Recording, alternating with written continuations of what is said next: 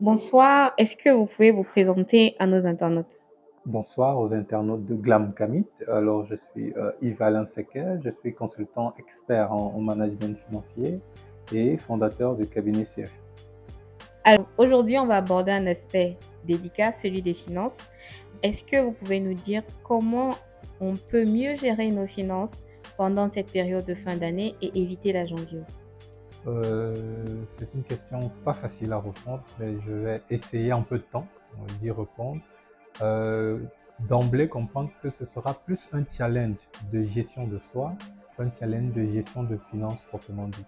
Je m'explique, ça sera plus une discipline personnelle qu'une discipline sur l'argent, proprement dit. Alors, le premier conseil que je peux directement donner, c'est éviter de prêter ou d'emprunter de l'argent dans cette période, quel que soit l'angle dans lequel on se trouve, euh, le résultat sera négatif. Donc, celui qui a pris de l'argent à quelqu'un maintenant, il y a de grandes chances qu'il ne puisse que rembourser euh, début février, voire mars de l'année prochaine, parce que les imprévus vont tellement s'enchaîner que il va se voir dans l'incapacité de pouvoir rembourser. Donc, pour moi, c'est le premier vrai conseil, ne pas s'engager à prendre de l'argent chez quelqu'un pendant cette période, parce que quel que soit le plan que vous avez pour rembourser, le remboursement sera extrêmement compliqué.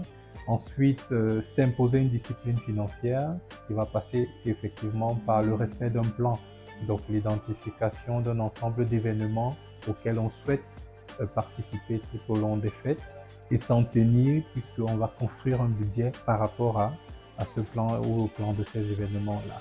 Ne pas sortir de ce plan, on va dire. Alors, c'est les deux bons conseils que je peux donner. Dites-nous, comment est-ce qu'on fait quand on a une famille nombreuse, qu'on a des enfants, qu'on a de la belle famille et qu'il faut s'en tenir à son budget sans bien évidemment faire laisser la place aux imprévus?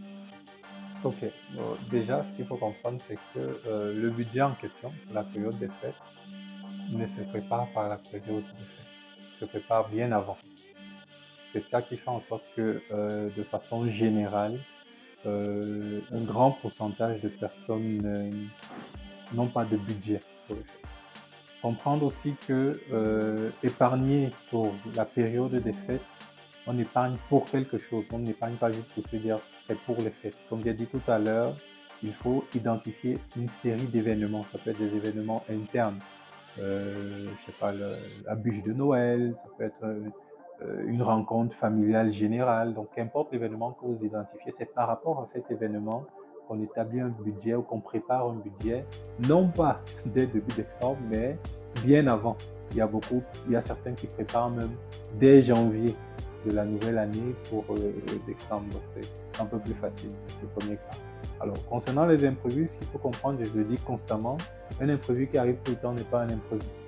Et les bourses les plus modestes, on va dire comme ça, ne peuvent pas se permettre de gérer les fêtes sans plan.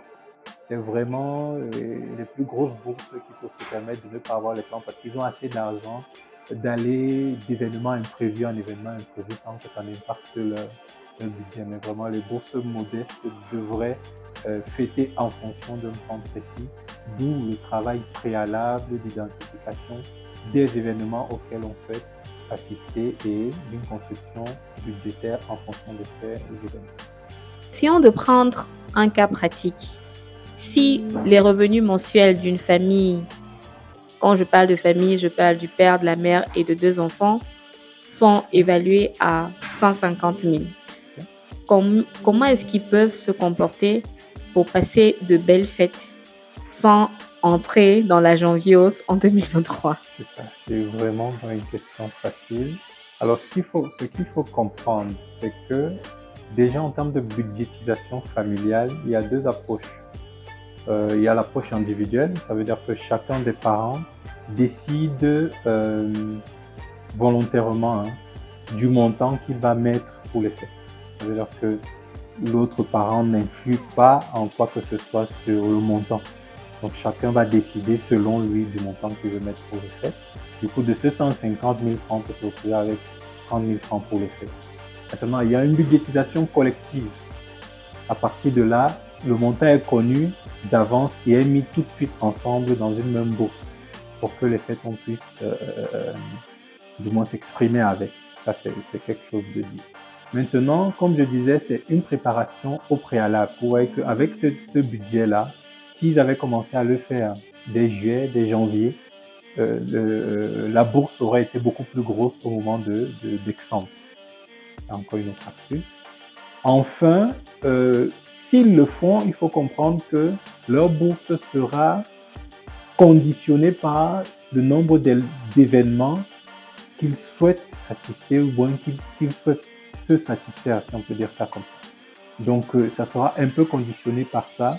Pourquoi? Parce qu'ils seront un peu limités par l'argent qu'ils auront mis. Leur argent ne peut pas satisfaire tous les événements de Dexamp. À partir de là, il y aura une sélection minutieuse des événements qu'ils souhaitent assister, ou du moins qu'ils souhaitent faire bénéficier aux enfants.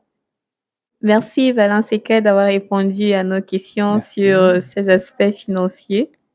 Non, merci. Merci à vous. Et la janvier, c'est un fait. La vidéo, c'est un fait, donc j'invite tout un chacun, les internautes de Glamcamit, à ne pas tomber dans le piège de la janviose. Pas de risque démesuré, s'il vous plaît.